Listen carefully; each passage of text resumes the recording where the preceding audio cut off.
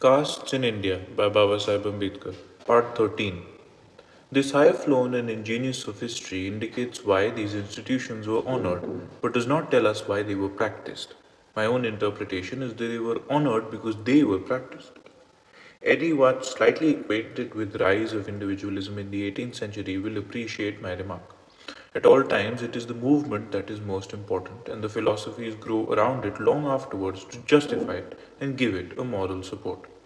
In like manner, I urge that the very fact that these customs were so highly eulogized proves that they needed eulogy for their prevalence.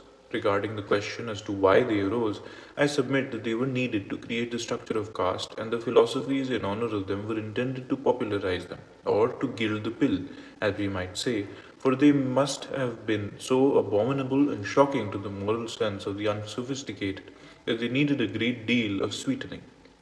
These customs are essentially of the nature of means, though they are represented as ideals. But this should not blind us from understanding the results that flow from them. One might safely say that idealization of means is necessary and in this particular case was perhaps motivated to endow them with greater efficacy. Calling a means an end does no harm, except that it disguises its real character, but it does not deprive it of its real nature, that of a means.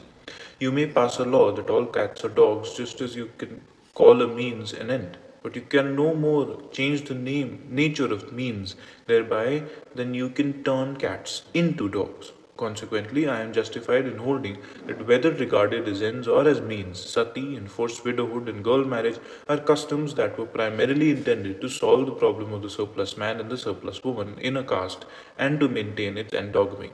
Strict endogamy could not be preserved without these customs, while caste without endogamy is a fake. The end.